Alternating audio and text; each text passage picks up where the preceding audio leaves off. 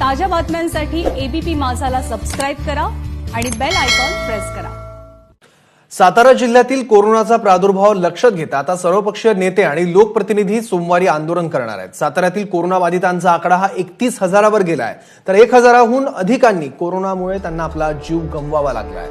दिवसेंदिवस वाढणारा प्रादुर्भाव रोखण्यात जिल्हा प्रशासन अपयशी ठरत आहे। जम्बो कोविड सेंटर उभारून 10 दिवसात ते रुग्णसेवेत असेल असं आरोग्यमंत्री राजेश टोपेंनी आपल्या दौऱ्यात म्हटलं होतं, पण आता अजूनही सातारकरांना योग्य सुविधा मिळत नाहीयेत। रेमडेसिवीर इंजेक्शनही मिळत नसल्यानं आता सर्वपक्षीय नेते आक्रमक झाले आहेत।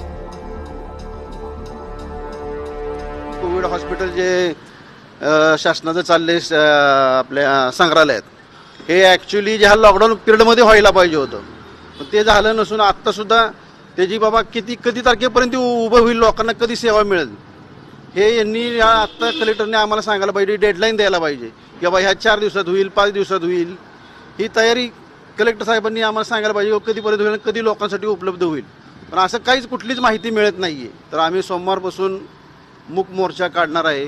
सर्व जे शहरातले आत्तापर्यंतचे NGO जे काम करतायत, जे लोक बाबा ज्यांचे पेशंट्स जगवलेत किंवा ज्यांना बेड मिळत नाही, अशा सगळ्या लोकांचा घेऊन आम्ही सोमवारी याचा मूक मोर्चा काढणार आहे।